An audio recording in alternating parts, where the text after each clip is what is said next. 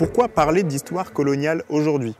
Alors juste, je précise que sur Histoire Crépue, je ne vais pas essayer de juger moralement la colonisation. Je n'ai pas l'énergie ni les compétences pour juger ce qui s'est passé. Et en fait, je m'en fous de savoir si c'était bien ou mal, mais,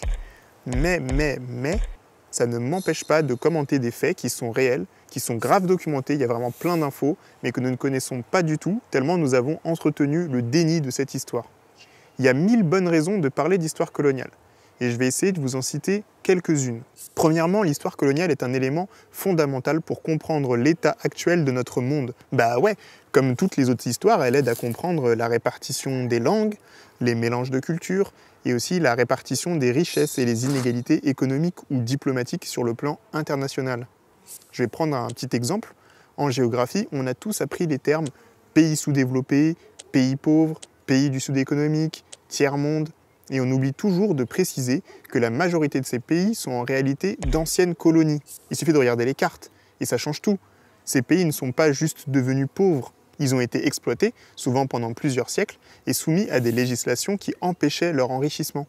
Pourtant, on continue de les comparer aux anciennes métropoles coloniales, et aux pays dans lesquels la conquête coloniale a abouti, comme les États-Unis d'Amérique ou l'Australie. Ceux-là, on va les appeler pays riches et développés, sans jamais préciser qu'une grande partie de ce développement vient justement de l'exploitation coloniale. Alors ce constat assez simple permet de voir comment l'histoire coloniale est rendue invisible, alors qu'elle pourrait nous aider à imaginer un avenir juste et équitable sur le plan mondial. Pour une bonne critique du développement, je vous conseille d'écouter le podcast Afrotopique, notamment l'épisode avec Serge Latouche. Et j'en profite pour préciser que sur la chaîne Histoire Crépue, on sera toujours critique de l'idéologie du développement, car je crois, et ça n'engage que moi, qu'elle est conçue pour maintenir un ordre colonial en proposant des objectifs inatteignables pour les anciennes colonies, qui donc restent dépendantes de l'aide et des conseils de leurs anciennes métropoles, tout en étant accusées de ne jamais suffisamment entrer dans l'histoire. En explorant les archives coloniales, vous verrez que ce discours était exactement le même à l'époque coloniale. Bref, on se recentre sur la France. Pourquoi parler d'histoire coloniale aujourd'hui dans notre pays ?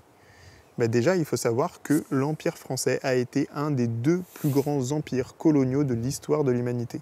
On ne peut pas oublier ça. La colonisation française a commencé au XVIe siècle et continue encore aujourd'hui par le biais des territoires d'outre-mer, qui est le nouveau nom donné à notre empire colonial depuis 1946. Et même quand on parle de néocolonialisme, en fait, ça veut juste dire nouveau colonialisme, donc on parle toujours de colonialisme. En gros, on ne peut pas prétendre connaître l'histoire de France alors qu'on fait abstraction de toute l'histoire coloniale. Ça n'a tout simplement aucun sens. Il est impératif de comprendre ce qui s'est passé durant les 4 derniers siècles pour comprendre qui nous sommes aujourd'hui. Et oui, nous, j'ai bien dit nous, noirs, asiatiques, blancs, arabes, racisés, humains, peu importe la manière dont vous vous définissez, nous sommes toutes et tous concernés par l'histoire coloniale. C'est notre histoire commune. Il s'agit d'une histoire qui a touché toutes les parties du monde, tous les peuples, une histoire complexe, faite de contradictions. Et franchement, je vous promets, si vous remontez à 2 ou 3 générations dans votre arbre généalogique, vous allez découvrir que l'histoire coloniale a impacté le destin de votre famille. On va prendre un exemple simple. Moi par exemple, je suis afrodescendant, mes parents sont aujourd'hui français, mais ils ont grandi dans les années 60 au Togo et en Côte d'Ivoire, qui sont 2 colonies françaises qui ont obtenu leur indépendance justement dans les années 60. Autrement dit, mes grands-parents étaient sujets de l'empire colonial français. Alors quand on me demande mon origine, qu'est-ce que je suis censé répondre moi ? J'ai trouvé la solution, je dis que je suis héritier de l'histoire coloniale française. Et allez hop, comme ça, c'est fait. Et je pense qu'on est plein dans ce cas.